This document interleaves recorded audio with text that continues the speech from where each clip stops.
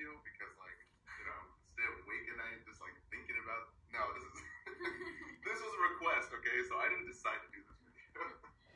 All right, so for our first stage of labor, we have your patient who knows they're pregnant. They have their due dates, and they're like, okay, I know it's right around the corner, and then all of a sudden, boom, their water breaks, and they're like, holy crap. That's when they go to the ER. That's when they go call their L&D doctor or whatever. Usually we find them in the ER, and then we rush them up to L&D.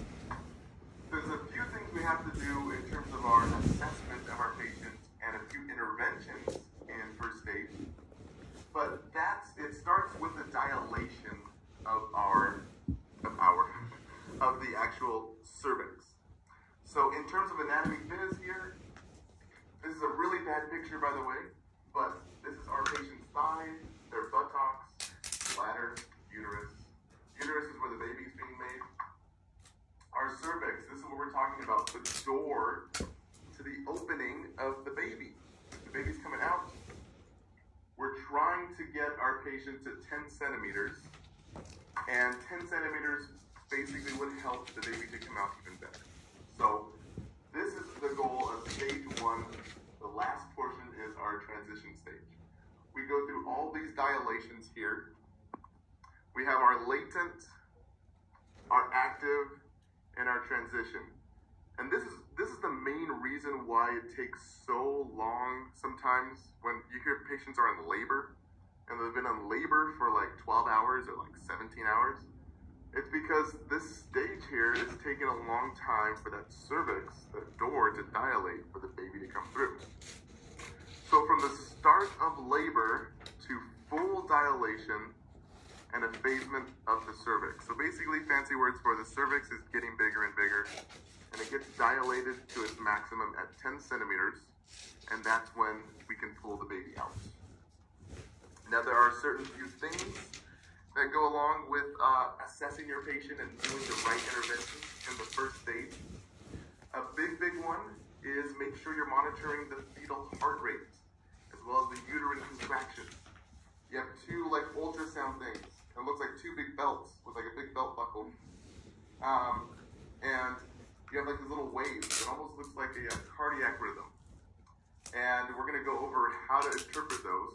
But in stage 1, we wanna make sure that our fetal heart rate, the heart rate of the baby, is going up, okay? Nice, smooth, up and down waves. If we have what's called late decels, basically the fetal heart rate is going down, down, down, it's not a good thing, and that's a medical emergency. Because if the fetal heart rate goes down too often, this is our late decels, not enough oxygen's getting to the baby, and the baby could die. So that's where we give our emergency C-sections in our stage 1, okay? In terms of the mom, remember you guys have 2 patients here. You have the little baby, and you have the mommy. The mom is going to be hyperventilating. All that Lamaze practice. She's going to be freaking out. So your book might say she's going to have some psychosocial, psychological issues here. She's going to be having high anxiety. No, she's going to be grabbing the husband, grabbing everyone, throwing things at the nurses. I'm kidding. But, maybe. You might want to chat. You signed up for this job, right? Okay.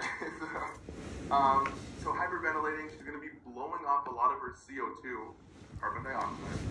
And if you watch any of the ICP videos, intracranial pressure, we know that CO2 is that acid we breathe out. Too much CO2 dilates our cranial blood vessels. Without CO2, we have a constriction of our cranial blood vessels. So not enough oxygen is getting to the brain. So our patients pass out. And that's why when we hyperventilate, we can pass out. So just watch out for your patient passing out, breathing too hard. You can give them a paper bag, or you can put some oxygen on them, tell them to relax. Now, a medication that helps us to accelerate through the waiting phase to the transition phase. Let's say your doctor, we've been in this phase, stage 1 here, for the last 8 hours. And the doctor's waiting around, And the nurse keeps on coming back saying, it's only 5 centimeters. We're going to give your patient Pitocin. And Pitocin helps with the contractions, and it helps with your patient in terms of getting them to stage 2 full dilation. So I've seen doctors do this because they're like, I have Laker tickets, courtside seats, I need to give them more Pitocin to get this baby out. And I'm not kidding you. But yeah, you'll see a lot of things once you're a nurse. But you'll see Pitocin given, and that's for stage 1 here.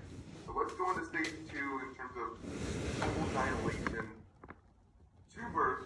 The second stage of labor is when we have full dilation to the birth of the fetus. So fancy words for we've hit the transition phase in stage 1. We're 10 centimeters. Pitocin did the job. We're going to make it to that Laker game. And the 10 centimeters, it's fully dilated. And now the fetus is coming out. And we're talking about vaginal births here. So if you're barely studying about OB and labor and delivery, we're not talking about C-section. That's a whole different route. It's a big different side street there. We're talking about vaginal births. So with our delivery of the fetus, we're going to have a perineum that's bulging. A lot of circulation going to the perineal area. We have a big dilated cervix, the opening of the uterus, and we have something called crowning. Crowning meaning that the baby's head is coming out of the vaginal opening. So we're going through the canal here, and the baby is coming out. And hopefully the baby's coming out head first. Hopefully it's not coming out feet first, or hopefully we don't have a placental cord, the umbilical cord, coming out first. Because those are different complications that could disrupt the delivery of the baby. For instance, your baby can aspirate some amniotic fluid. Your baby can, have meconium staining. Fancy words for defecate inside the little amniotic fluid sac and breathe its own poop. That's not good, and actually that is one of the main causes for brain defects and lifelong scarring. So as it's coming down this birth canal, a big indication is crowning, holding perineum. We're going to note the time of delivery, and that what leads us into stage 3 of labor, the birth of the fetus to the delivery of the placenta. That's stage 3. Now, one last thing before we go on from stage 2 is this is where our STDs become very, very important. Because if your patient has any STDs that can be harmful to the patient, this is where your patients can go blind. Your patients can have defects on their face, all because they passed through a canal that has STDs. So big, lifelong, detrimental risk factors for a little baby that's coming out. So third stage, our birth of the fetus to the delivery of the placenta. We have a delivery of the baby. The baby's still attached to this big long cord called our umbilical cord. And then the placenta comes out. Now, I was a medic, EMT, and we could actually deliver babies, which is amazing to me, in like a 6-month course, right? And we would deliver the baby. We had like all these questions that we asked the mother. When I got to nursing school, I didn't know any of this because we didn't really focus on it. We just were worried about saving the baby's life. So the baby will come out. In third stage, you lay the baby down just in line with the vagina, clamp the umbilical cords, and wait for the umbilical to stop pulsating. Then you cut the cord. I'm not sure if your nursing school makes you know that, but that is a big thing to know, I guess. So we wait for the cord to stop pulsating. We do an APGAR score, which just does the appearance, pulse, the grimace, and the reactivity of the baby. And we'll do a full video on that. So we just want to see how the baby is doing when it comes out. It's almost like a head-to-toe assessment, really quick on the baby. Then we're going to take the baby, keep it warm, give it to mom, deliver the placenta, and then that's where we go into stage 4, our postpartum period, where our biggest concern is skin to skin with the little baby and mom. But our biggest concern is not the baby itself. We already did that in stage 3, APGAR. We're going into stage 4, where we want to make sure mom's not bleeding out. We have a huge cavity that's open here. And all this activity is coming straight out into prime time here.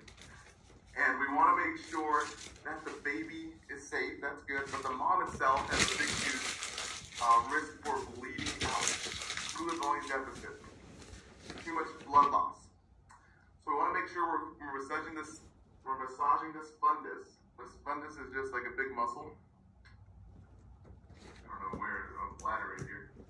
We'll just say it's right here somewhere. We're massaging the fundus, and we have to massage the fundus so that blood will clot and we stop contracting and getting rid of all this blood. So we massage the fundus for about 15 minutes, for about 1 to 2 hours, and then we're doing assessments, where we're doing assessments for checking about lochia and remnants of the placenta, the remnants of the blood. We're trying to make it all clot. And the lochia is just that remnants. So the fundus is that top of the uterus. We're trying to massage it. We're checking vital signs. We're making sure that your patient does not bleed out, your mom patient.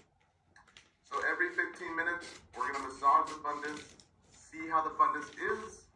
We're going to check lochia, and we're going to check vital signs to make sure your mom is not bleeding or too much excessive blood loss. Okay? Cool. So let's go on to the next one here. We have analgesia and anesthesia. Cesarean section. C-section. If you guys can see, watching the pregnancy, section C is the best section to have. Okay. Cesarean section for a cesarean birth, also known as a C-section. We usually used to only use these for emergency situations, but now we're doing most common.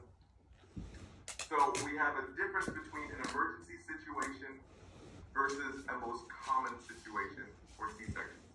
Emergency meaning that we are doing a vertical dissection here.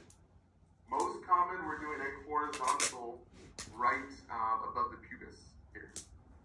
So for our emergency situations, this is for if your patient has a prolapsed cord, or basically the cord is coming out. This is for our patients who have late decelerations, the little baby, too many late decelerations, not enough oxygen to the baby, and it can become very life-threatening for the baby. The baby needs to come out now. That's when we do it. After a C-section that's vertical, okay, after this vertical C-section, there will be no more possibility for vaginal births. So that is the big difference between vertical. Now let's do horizontal here. Horizontal or transverse is the most common. We do this mainly if your patient has a number of different reasons, but here's the top 4. We have active herpes going on. Now, this doesn't mean that your patient can't deliver vaginally if they have STDs, because we can still deliver vaginally if your patient has AIDS. We can still deliver vaginally if your patient has chlamydia. That's why we put things in the eyes. But for active herpes, this is an indication for a trans C-section. For multiple gestations, for placenta previa, and also for a breach in terms of your labor.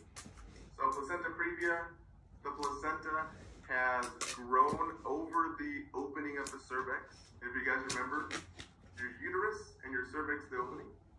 So the placenta has attached and is now blocking the door of the cervix so the baby can't come out. So we're going to have to go through the back way, cut the uterus, and pull him out of the stomach. That's our placenta previa. For our breech, patient, your little fetus is coming out legs first. And if it's coming out legs first, obviously crowning should come out head first. So the baby's coming out feet first, like a slip and slide, or like a water slide. And it shouldn't happen that way. The patient, at least the baby, is at high risk for meconium aspiration, or it's at high risk for being, mortality rate. So this is an emergency, and we can give them a transverse C-section here. So just depending on what the doctor orders, these are our two differences for our C-sections. After the C-section itself, your patient's going to have a scar. The surgeon's going to put a abdominal dressing with a time and date on it.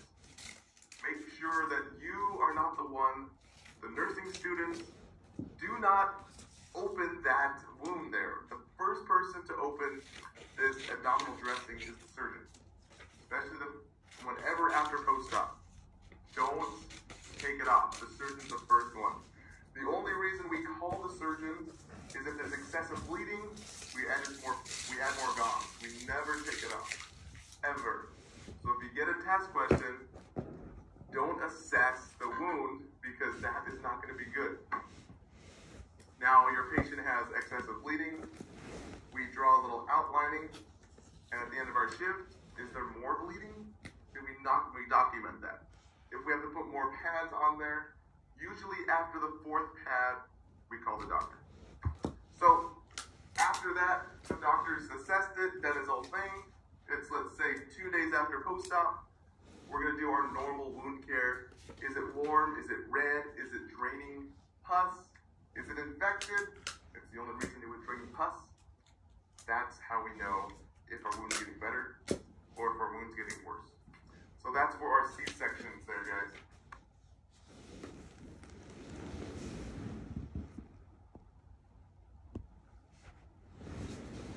Now, your patient going into labor or having a C-section is going to want pain medication. Especially your patients going into a C-section. What they're doing in a C-section, which we're going to talk about, is going into the abdominal cavity, taking those stomach muscles, ripping them open, and then cutting the uterus and pulling the baby out the opposite way. Because usually it should go down the uterus, down the vaginal canal, and come out. So either way, whichever way it's going to go, we need medication for pain. So anesthesia and analgesia. So we have sedatives and we have narcotics. Our sedatives and our narcotics can either be taken oral or we can give them IV.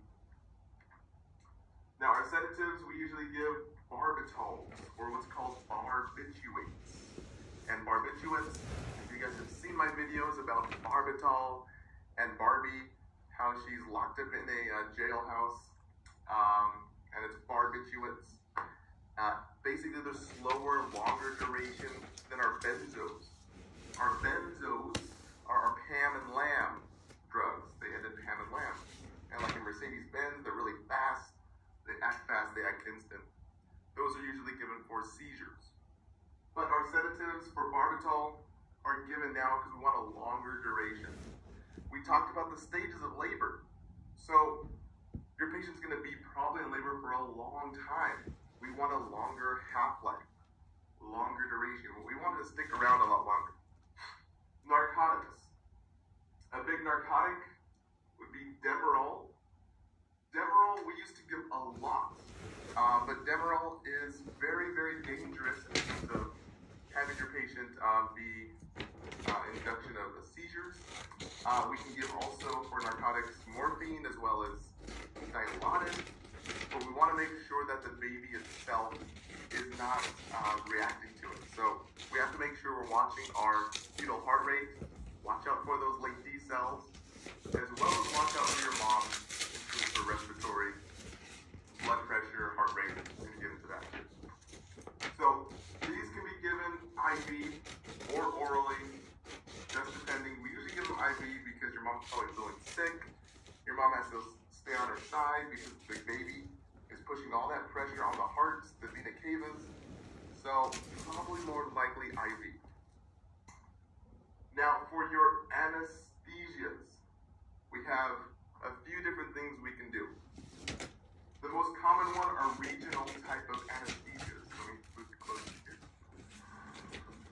We have our lumbar epidural, and you've probably heard, maybe your sister-in-law or Nancy down the street, oh, Nancy had a baby, great, fantastic. Yeah, she got an epidural, great, awesome. And you don't even know what the heck an epidural is.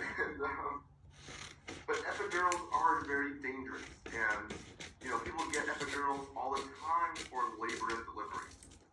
But sometimes we don't understand how dangerous it can be.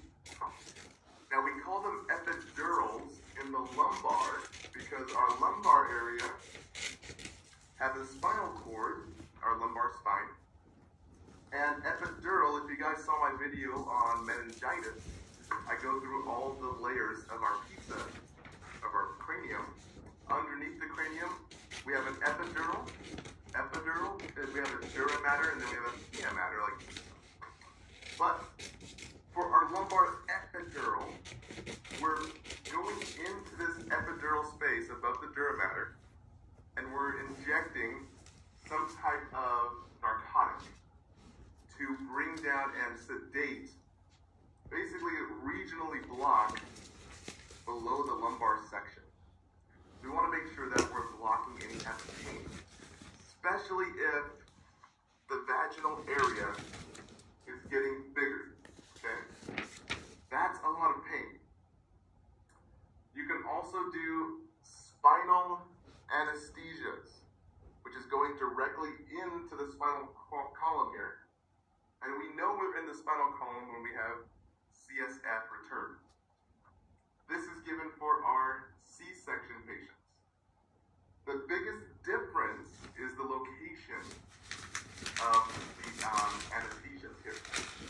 So for our vaginal delivery, our lumbar epidural, and our spinal anesthesia, we're going into the spinal column there. It's for our C-section, we have 100% loss of motor and sensation. So we're not going to move, feel anything from the lumbar down. For our vaginal, we can still feel the space, we can still feel probably dull pressure. But those are the two biggest things. So obviously, spinal anesthesia is way, way more intense. Now for the last one, actually before we even get into the last one here, the last one we're going to talk about peduntal. But in all these guys, in all these narcotics, if you haven't gone through pharm yet, you have to know, anytime you're giving a central nervous system depressant, or a fancy word for an analgesic, or an anesthesia, your central nervous system, your brain and spinal cord, don't forget your spinal column, your brain stem controls your blood pressure, heart rate, as well as respiratory rate. So if you break your neck, you're usually done. And that's why when we give a narcotic, you can kill your patient if you load them up with too much morphine. If you load them up with too much Vicodin, if you load them up with too much Dilaudid or hydromorphone, you're shutting off their blood pressure. You're just dumping their respiratory rate and their heart rate. Because all that is controlled and induced from your central nervous system, brain and spinal cord. So, make sure we're checking vital signs, blood pressure, respiratory rate, heart rate. Those are huge, and test questions love to ask you, what would you give? Would you hold the medication? Would you give the medication? When would you alert the doctor? So make sure that you're monitoring blood pressure, respiratory rate, and heart rate. Okay, so for peduntal, we have a peduntal nerve here, and how do we spell it?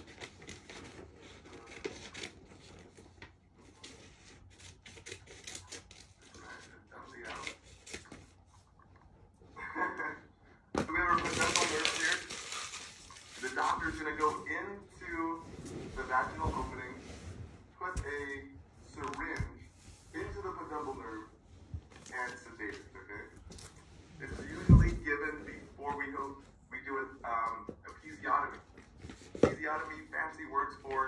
we are cutting the perineal area, the area of skin between the vagina and the anus. And if you think that hurts, heck yeah, that probably hurts. I've never got it done before, but oh my god, I do not want to feel that. So peduntal is another sedation we do. So just remember, think about the blood pressure, heart rate, and respirations whenever you give an analgesic or an anesthesia. So next, let's go into episiotomy. Episiotomy. Oh my gosh, why do we have to do this in the medical field? Alright guys, episiotomy for your L&D patients. Episiotomy is just a fancy word for we're cutting the perineal area from the vagina down to the anus, and we're cutting it. We do this for a number of reasons, but the main reason is we want to prevent tearing as well as letting the baby come out in the easiest possible fashion. So if we didn't do the episiotomy, it would tear in probably different directions, and it wouldn't have a clean tear. If we manually do it and cut it, we can easily sew it back up, and it will mesh back nicely together and have better healing. There'll be less infection too. Now we do this to prevent tearing. We said that. Our nursing interventions is for the first 24 hours, we're going to apply ice to decrease the swelling. The patient education is don't throw them in a warm, hot bath, sudsy bath, the first 24 hours. That will promote infection, okay? We're doing ice first in the first 24 hours. After the first 24 hours, the next day, then we can apply heat, and we can apply a warm sitz bath the next day. Don't get that wrong. We apply ice first, bring down the swelling, constrict the vessels. The next day, warm sitz bath. And you can also educate your patient on urination, half dry. Don't try to rub too hard. We have sutures that are closing this manual cut that the doctor made, or that the midwife made. And always educate your patients on the signs and symptoms of increased infection. And you guys should know this. It's warmth, redness, and any type of purulent drainage, fancy words for pussy drainage. Pus coming out of the wound site, or any type of foul smelling, WBCs creating pus coming out of that wound site. So that's it for our episiotomy, and that's it, yes. Let's talk about fetal monitoring with your patients in labor. So when your patient comes into the labor room, or they have their water broken, or even anytime you do actually a fetal assessment, we're going to put 2 monitors on your mom patient. One measures the contractions. The other one measures the fetal heart rate, or what's called fetal heart tone. Now we have a few different classifications that shows if the fetal heart rate is good, if it might be a little bit too fast, if it's okay but monitoring, if it's bradycardic, and severely bradycardic or too low is the next one. So let's go into which is which. So for reassuring, the accels last for 15 beats per minute over 15 seconds in duration. All that means is that, say we have a baseline of 140, we're going up, up, up, up, up, and then we drop down slow. It's up, up, up, up, up. But for 15 beats over 15 seconds. Same thing as our stress test. You guys remember your reactive stress test. 2 accelerations is just fancy words for your baby's moving, so the heart rate's going up. If you and I move, we're running, our heart rate is going to go up. If your baby is moving, their heart rate should go up too. So that's reassuring. For elevated heart rate here, the next one's elevated. What if it's too fast? Way too fast. How do you know? Well, for elevated heart rate, this is our tachycardic babies. The baseline is above 160. There's inadequate blood supply and could be affected from either drugs, like our cocaine patients or substance abuse users. It could be induced by medication, or it could even be induced by infection. So, if you guys remember, any type of outside stress or sepsis, fancy words for infection, could make our baby have an elevated heart rate. So above 160 is considered our elevated heart rate. Now, if it comes back down to 140 and stays in baseline, that's good. But we're talking about a baseline that is at 160. So when we do accelerate, it might even go to the 180s or even 200s. So that's what we're talking about in terms of elevated. Think baseline is elevated. Let's see here. So they'll probably do actually an amniocentesis, or they could probably even sample, take a look at the mom, see if the mom has an infection anywhere else in the body. Usually it's infection. Early B cells. Early B cells should mirror the contraction. Anytime your patient has a contraction, the mom has an increased squeeze in the uterus. The baby's heart rate will automatically mimic by going down. Because a squeeze, when you have a contraction, the uterus is trying to push the baby out.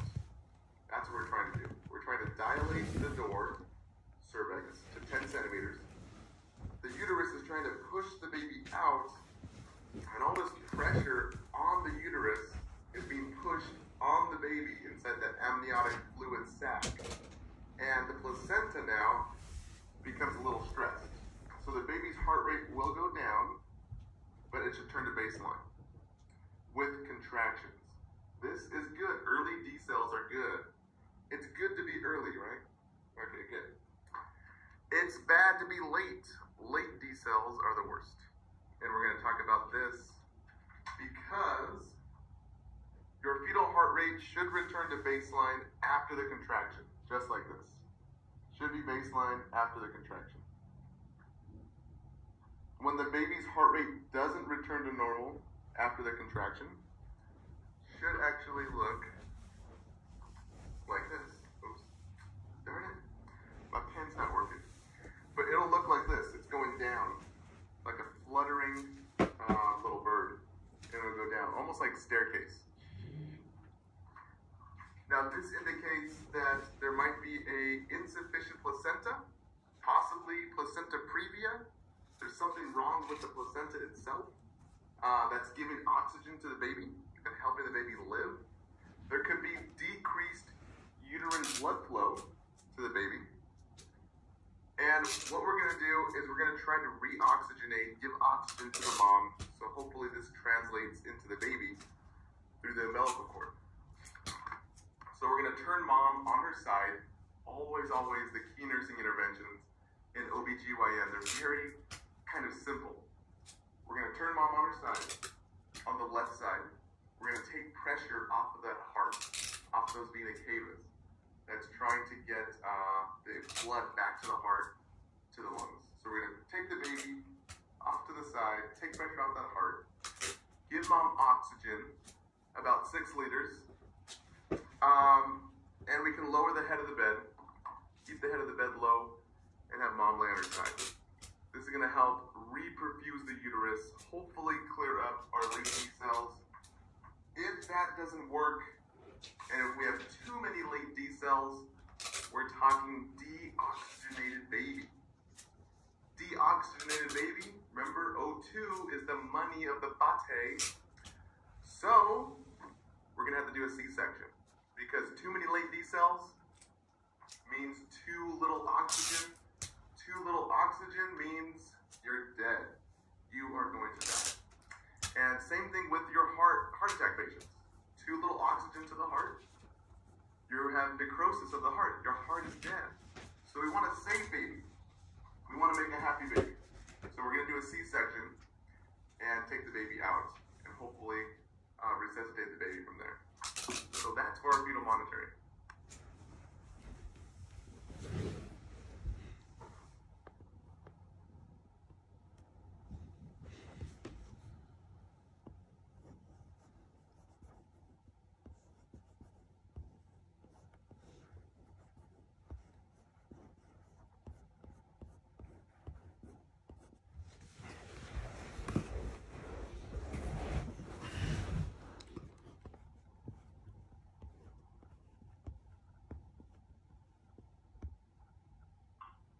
induction of labor is our next topic here, guys.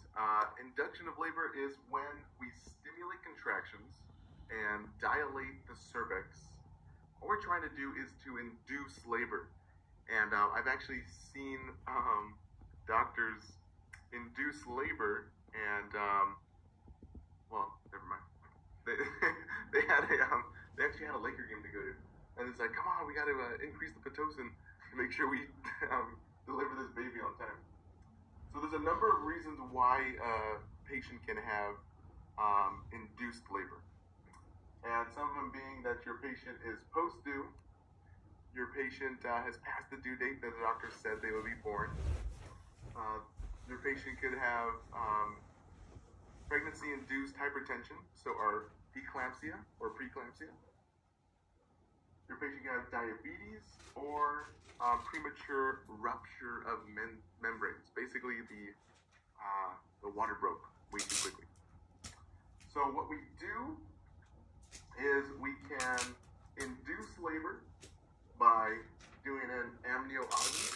All we're doing is going into the cervix. The doctor goes into the cervix, gets some forceps to break the water himself. It's like we're rupturing the membrane, we're breaking the water in ourselves, and we're trying to induce labor that way. That is a technique. We can also give your patient oxytocin or pitocin. Now, a pitocin is a hormone that your body naturally makes to cause contractions on the uterus here. So we're doing two things. We want the oxytocin to contract the uterus, and we want a prostaglandin, which is a suppository, to help dilate the opening of the uterus, aka fancy words for cervix. So let me bend it down here. There we go. So oxytocin and pitocin is a natural hormone that your body makes already. Usually every drug we give your patients is naturally made, except narcotics.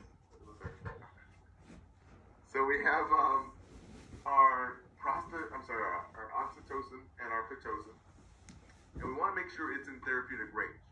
So if you guys remember, we have a therapeutic range for almost every drug. We have a therapeutic range for heparin, make sure the patient's not bleeding out or clotting too much. Therapeutic range for pain medication. Same thing goes for our oxytocin. We want to make sure that our patient is not contracting too much, and we want to make sure your patient is not contracting enough.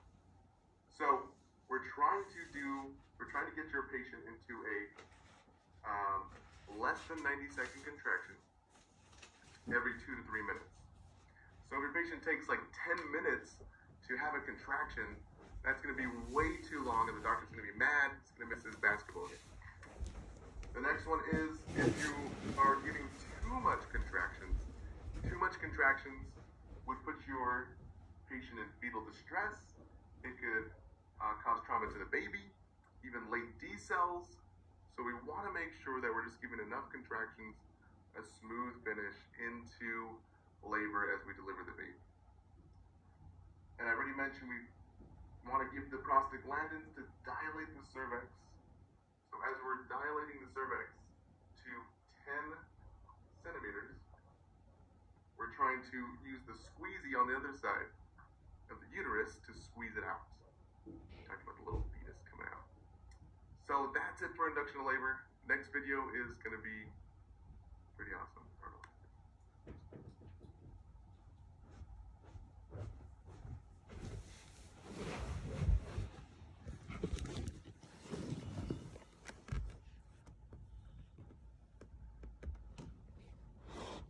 Newborn assessment is to be freaking you out as a nursing student.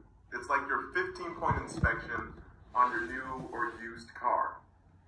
So good thing that in the real nursing field, I outside of nursing school, I call it real nursing field because nursing school is sometimes ridiculous in what they have you memorize. In the real nursing field, you'll be given a chart and you'll go down and you'll check off your assessments.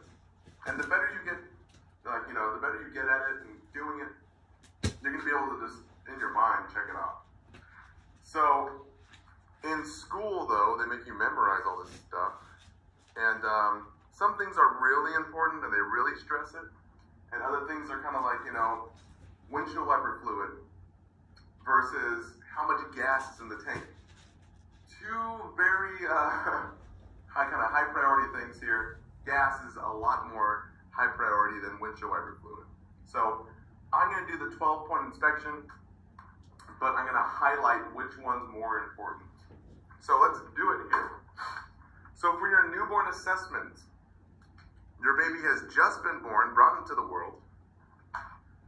First things first, we do an APGAR score before we do anything else. Well, first thing is we suction the baby's mouth and nose to make sure that they don't aspirate. Then we cut the umbilical cord.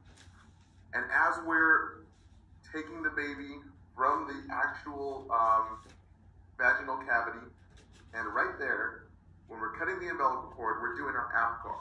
And I did a whole video on APGAR, and that just helps us to really quick see if, is this baby good? Is he breathing? Is he active? Or is this baby going down and we have to call help? Then we do our newborn assessment. We weigh the baby. 6 to 8 pounds is normal. Now for our Australian and Canadian students, 3.2 kilograms is our average. It's about 7 pounds. How long is your baby? We're going to measure them between 18 to 22 inches or 45 to 55 centimeters. A lot of hospitals are doing centimeters now. So that's good to know. But a big thing with your weight of your baby is your baby really big, or is your baby under their birth weight, which could indicate some type of preterm labor or even substance abuse, or it can come from a lot of different things. Usually underweight babies are more at higher risk for fetal distress or SIDS, failure to thrive, those kind of things. Okay. So then we're going to measure the head circumference. The head circumference should be between 13 to 14 inches, and that's about 33 centimeters to 35 centimeters. Then we're just basically doing a head to toe. Head, we're looking at skin. Skin color, not blue. If it's not blue, it's good. I mean, not like good, but if it's pale, it's not good either. But you have African Americans, you have Hispanics, and you have other nationalities. And you can't always say it's going to be pink. That's more like, lighter skinned Caucasians. So I put not blue because blue is cyanotic, and that's no oxygen. So we want to just make sure your baby is not blue. There's probably going to be some lochia on the baby, so we'll rub it off and make your baby look nice for mommy. We're going to do this head, skin, fontanelles. Fontanelles is our little baby pockets on our head. The little baby has a cranium that is closing, and there's a little water pocket, almost like a little pond, on the front and back, the anterior and posterior. Now the anterior is shaped like a diamond, so we're going to want to palpate that, make sure it's not raised, which could indicate a ICP. Diamond in the front, so shine bright like a diamond, right? And you have a triangular shape in the back. So triangle in the back, diamond in the front, like mom's little diamond coming into the world. And it should be flat and open. Then we move down from the head down to the ears. Now here's a big assessment. Ears and eyes should be in line with each other. If your ears sit a little lower, this could indicate a Down syndrome, or this could indicate some other malformality. But your ears should be in line with your eyes. That's what we're looking for. We take a look at the eyes, and if you guys remember, we put erythromycin in the eyes. It's an antibiotic, because as the baby's coming through that birth canal, the vagina could have any type of infection, or if your patient has STDs, or for whatever reason, it could just be dirty. We try to clean it up as best as we can with the sterile fills, but you never know. So we give you the erythromycin in the eyes for the baby just as a prophylactic, just as a protection. But natural baby's eyes are going to have a little bit of a blue tinge, a little bit of a blue slate. So that's one of them. For our male patients, we want to make sure they have descended testes. Descended testes. Because if it's not descended, this can be a condition called creatism, I believe. Don't quote me, but I think it's creatism. I did a whole video on it, so. But if we let the testes stay up in the upper cavity without descending, this could risk your patient becoming sterile for life, which is not a good thing, especially in a lot of cultures. They want their kids to have kids, and I think everyone who has kids probably wants grandkids, so that's an important one. Next, we move on to the legs. We'll get to reflexes, but that's a huge chunk. So legs right here, this is a huge one, big, big, big. We're taking little baby's legs, and if baby's laying down and here are my legs, or my legs and his legs, they're gonna be at a natural bend. Natural bend. So we're taking little baby's legs and we're pushing them up toward his stomach and rotating them out. And we're looking for any type of clicking. And this clicking could indicate a hip abnormality. Or there's like about 3 different hip abnormalities, and we're trying to see if your patient has good joints. Because if we need to intervene, we're going to be planning before your patient leaves the hospital with a newborn. So we're just trying to see if the legs are working. If we hear it clicking, that probably means that we have some type of hip issue. So no clicking is a good thing. We're looking next for muscle tone. Does your patient have good muscle tone? There's a lot of ways to see this, but the most common way that we use is if your baby's looking from left to right. They also do like flexion, and we'll go into the reflexes, but if your baby's able to move their head left to right, that kind of goes along with the rooting reflex here, but let's go into it. So for rooting, okay, what am I saying here? Reflexes here, reflexes. Gotta wrap it up.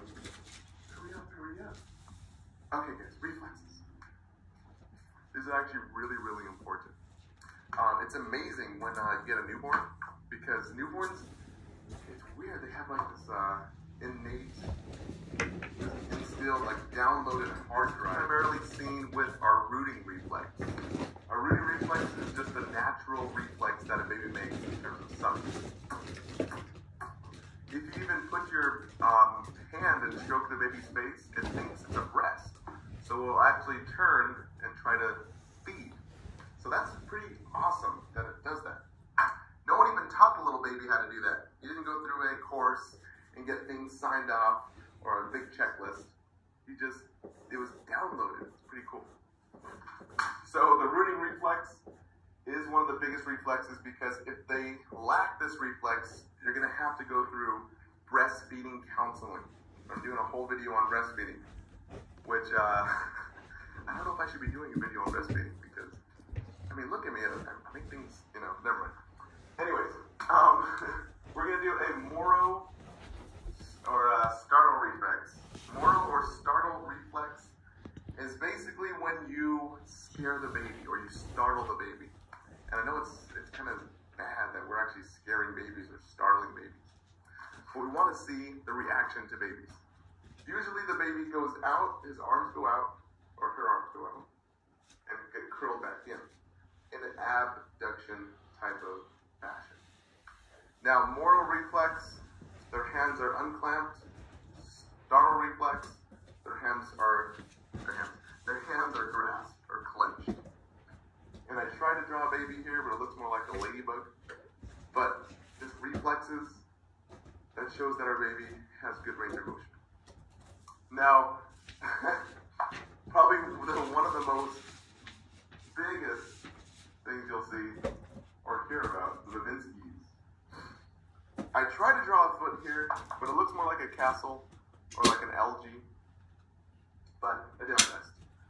What we're trying to do with Levinsky's is see a foot reflex. We're going to get a utensil and brush along the side of the foot, even the toe, and we're looking for the flailing out of the toes. That's a positive Babinski reflex. We want to see if your patient has sensation as well as any type of natural reflex in the foot. Cool? Cool. So that's pretty much wraps it up for the main portions of the newborn assessment. Your school might go into more specific, like Mongolian patch, or the Laguni, which is the little dots on the nose, or different things like that, but that's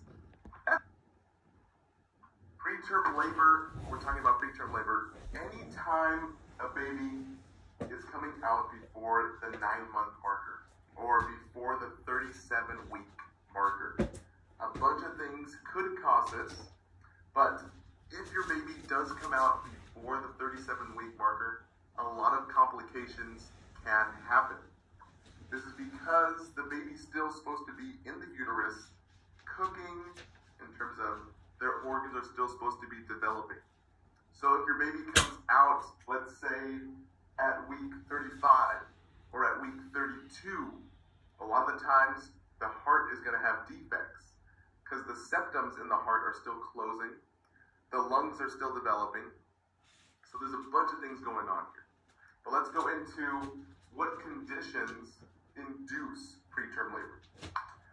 So you can have an incompetent cervix, fancy words for the door of the uterus where the baby is housed is incompetent. So if it's opening, the baby has a possibility of coming out. You can have eclampsia. Eclampsia is that big word for increased blood pressure inside the mom during pregnancy. So prolonged eclampsia. You can have infection or injury.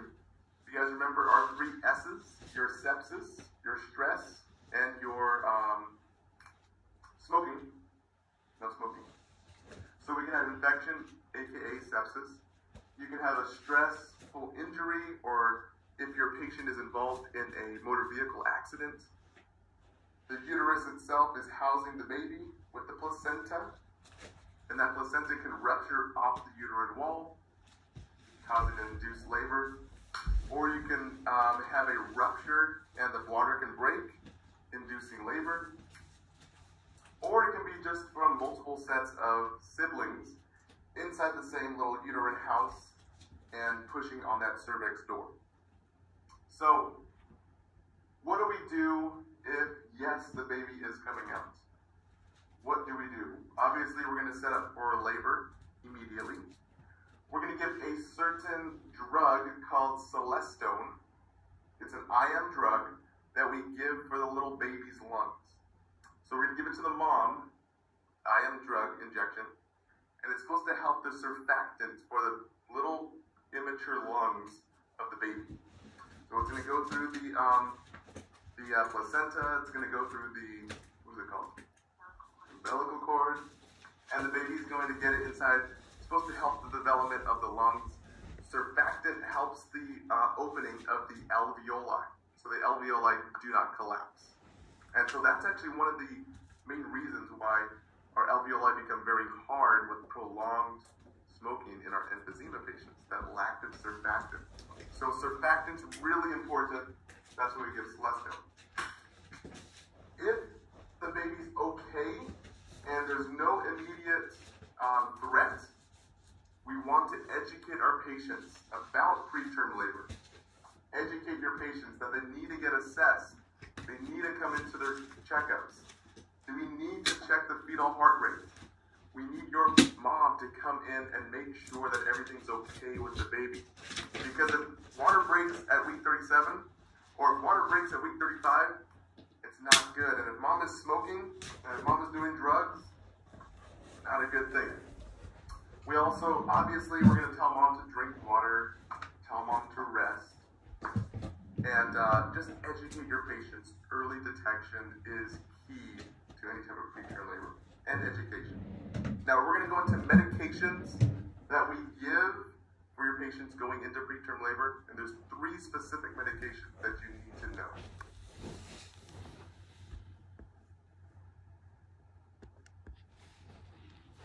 The medications that we give for preterm labor, all we're trying to do is slow down the rate of contraction inside the uterus. And the main mechanism of action here is we're trying to slow down the influx of calcium here, okay, in most of our medications. So the first medication that you will be tested on in nursing school is magnesium sulfate.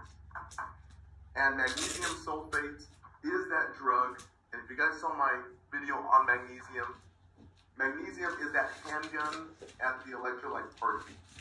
And that handgun is pointed either at the heart or either at the uterus and telling it to calm down, telling it to decrease activity, telling it to stop overreacting. And so the gun, when you bring a gun to an electrolyte party, everyone hits the deck and covers their head, okay? So, if you guys think of the mechanism of action here, what's really happening is we're blocking calcium from influxing into the cell. Now, I know it's a loose connection, but if it helps you get the answers right on your test, you can think about calcium being hard like a bone, because bones have calcium. It's not the same type of calcium in terms of ions versus the vitamin calcium, but you can draw the loose connection here. That if calcium is hard like a bone, you don't want your uterus to be hard like a bone in terms of like, very contracted. You want it to be very soft and relaxed. Just relax. Take it easy, you know? So for magnesium, we're blocking the influx of calcium, making it soft, making it supple. So we're going to give your patients a loading dose of 4 to 6 grams in 30 minutes. And a loading dose, if you guys haven't taken pharmacology yet, or if you're going through it right now, a loading dose is just like a signing bonus. We have a therapeutic range. Your patient has basically no medication in their body here, and they need to get up to a therapeutic range up here. We don't want them to go over the therapeutic range and get an overdose, and we don't want them to be under the therapeutic range so that they don't have any medication working for them. So in order to get them up to the therapeutic range, we're going to give them a loading dose. And this loading dose of magnesium sulfate, we give it through an IV, and we give it 4 to 6 grams in 30 minutes. Now for your maintenance, they're going to be on an IV drip. We're doing 1 to 3 grams an hour. That's what we're doing there. So, some cautions when giving our mag sulfate. We know that in normal pharmacokinetics, how drugs are being absorbed and distributed and excreted from your body. Real quick again, real quick. Don't forget ADME. That's absorption, distribution, metabolization, and excretion. All drugs are excreted through your kidneys. Magnesium sulfate is that drug that hurts your kidneys when it's excreted. So how long does it take half the drug to get out of the body? That is your half-life. Half the drug to get out of the body and into the body. That's your half-life. So before giving magnesium, you want to check your BUN and creatinine, because that's going to go and punch your kidney right when it gets out the doors into the body. Now, magnesium is not the only thing that affects your kidneys. You have vancomycin, your anti-infective. You have your gentamicins that really are harmful to the kidneys. So just saying, sulfate, you need to check the BUN creat. You need to check your toxicity levels. I believe it's every 4 hours. We're checking blood levels to make sure that your patient is in the therapeutic range. We don't want to be over the therapeutic range and overdose your patient. Because if we're telling everything in the body to relax, we're telling even the respiratory rate to relax. And we can tell the heart to relax way too much. That's not a good thing. So our antidote for our,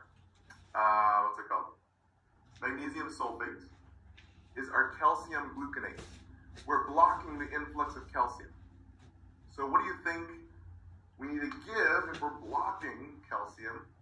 That's right. We need to give calcium if we overdose our patient. If our patient has too much magnesium sulfate and we blocked everything and everything's just relaxed and the respiratory rate is spiraling down, down, down, we need to give and reverse the effect. Just like peanut butter has jelly, just like magnesium sulfate has calcium gluconate, we can reverse it. And just like our narcotics, we have our Narcan that reverses our narcotics. Every drug you give usually has something to reverse the effects. So our next drug here is tributaline, is also another medication that we give to stop contractions. So if you guys remember, your uterus, well, not your uterus, but your patient's uterus is a muscle. And anything that we can do to stop this hard contraction of muscle is what we're trying to do. So tributaline is a beta-adrenergic. Fancy words for your beta-1 and beta-2. If you guys haven't been through pharm and you're going through OB, it's going to be kind of tough. But it's okay, I got your back. Beta-1 is in the heart. Beta-2 is in your respiratory. These help to increase your heart rate and increase your respiratory rate.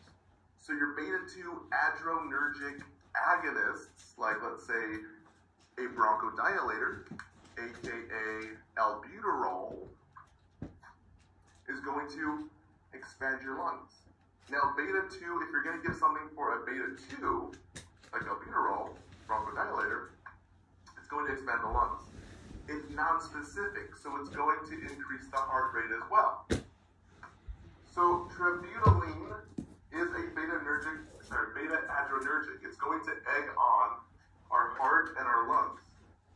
So that's why the big cautions for these is watch out and hold your medication if the heart rate goes too high. It's over 110 beats per minute. Another thing is that we give albuterol, or this beta-2 agonist, in the field, in the ambulance field, if we want to get glucose into the bloodstream. So for our pediatric people, we can actually give albuterol, and it will actually help get glucose into the bloodstream.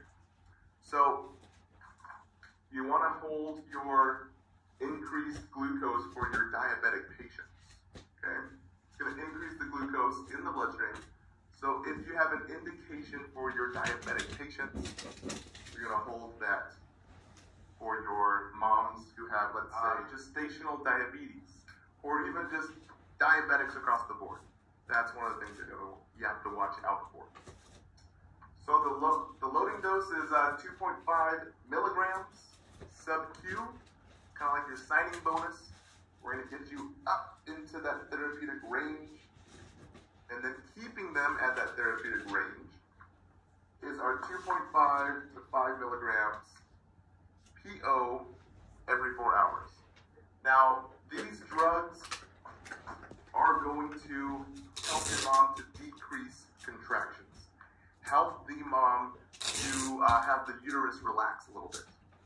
So just watch out, guys, for the respiratory rate either going too low, or on the other spectrum of things, the heart rate going too high.